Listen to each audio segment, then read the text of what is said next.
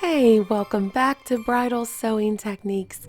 And today I want to share with you how to use your stash to make a stash trash garland. So I'm hoping that as you gather with your families over the next couple weeks, maybe you can spend some time making a garland with some very special loved ones.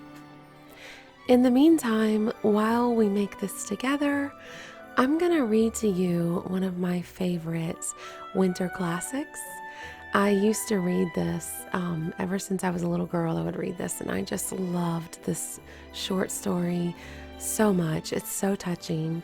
I don't know. I guess when I was a child, we did have some seasons of very deep poverty and need.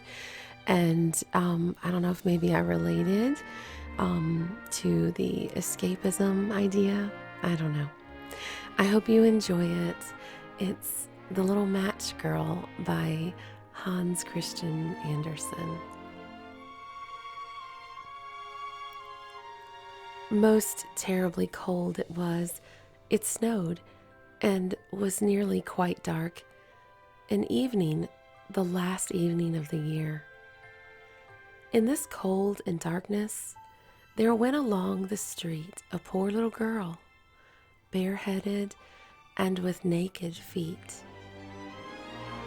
When she left home, she had slippers on, it is true. But what was the good of that? They were very large slippers, which her mother had hitherto worn. So large were they, and the poor little thing lost them as she scuffed away along the street because of two carriages that rolled by dreadfully fast. One slipper was nowhere to be found. The other had been laid hold of by an urchin, and off he ran with it. He thought it would do capitally for a cradle when he some day or other should have children himself. So the little maiden walked on with her tiny naked feet that were quite red and blue from the cold. She carried a quantity of matches in an old apron, and she held a bundle of them in her hand. Nobody had bought anything of her the whole livelong day. No one had given her a single farthing. She crept along trembling with cold and hunger, a very picture of sorrow, the poor little thing. The flakes of snow covered her long fair hair, which fell in beautiful curls around her neck. But that, of course, she never once now thought.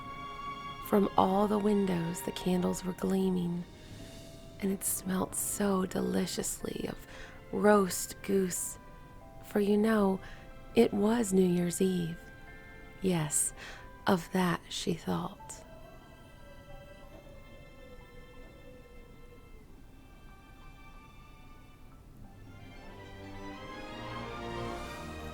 In a corner formed by two houses, of which one advanced more than the other, she seated herself down and cowered together. Her little feet she had drawn close up to her, but she grew colder and colder, and to go home she did not venture, for she had not sold any matches and could not bring a farthing of money. From her father she would certainly get blows, and at home it was cold too, for above her she had only the roof through which the wind whistled, even though the largest cracks were stopped up with straw and rags. Her little hands were almost numbed with cold. Oh, a match might afford her a world of comfort, if she only dared take a single one out of the bundle and draw it against the wall and warm her fingers by it. She drew one out. how it blazed, how it burnt.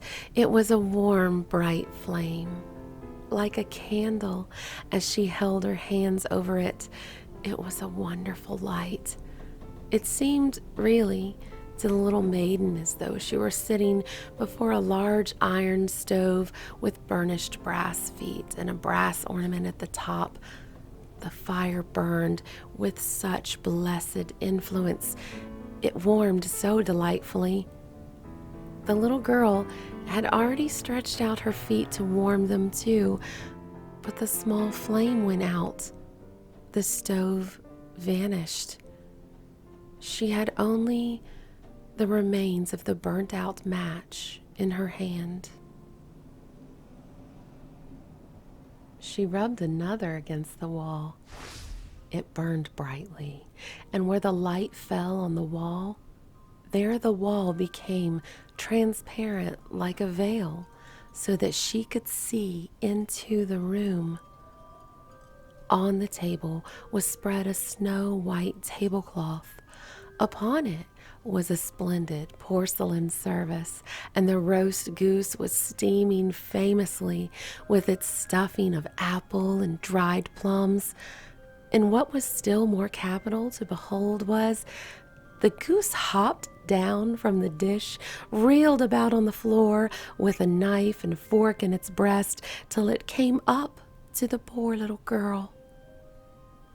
When the match went out, and nothing but the thick, cold, damp wall was left behind, she lighted another match. Now, there she was sitting under the most magnificent Christmas tree. It was still larger and more decorated than the one which she had seen through the glass door in the rich merchant's house.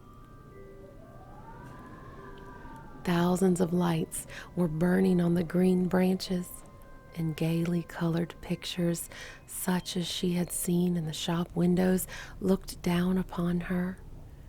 The little maiden stretched out her hands toward them when the match went out.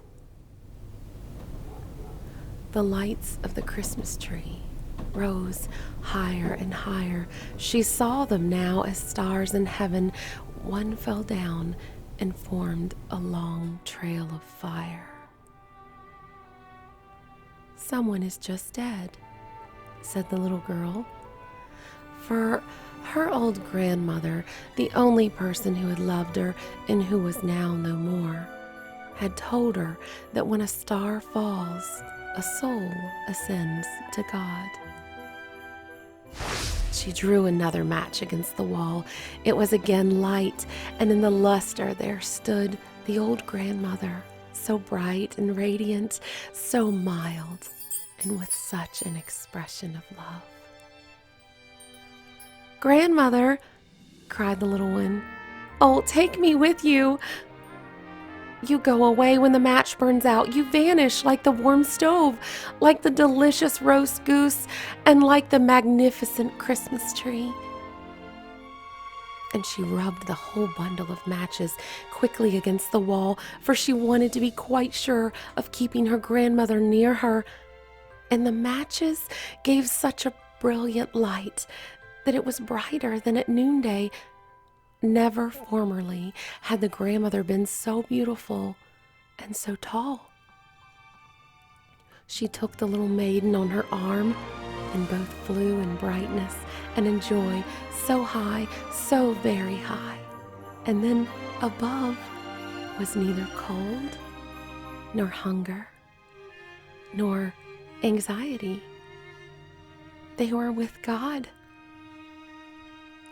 But in the corner, at the cold hour of dawn, sat the poor girl with rosy cheeks and with a smiling mouth, leaning against the wall, frozen to death on the last evening of the old year.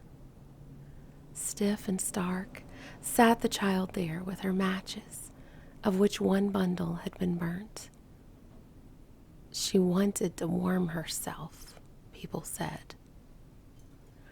No one had the slightest suspicion of what beautiful things she had seen. No one ever even dreamed of the splendor in which, with her grandmother, she had entered on the joys of a new year.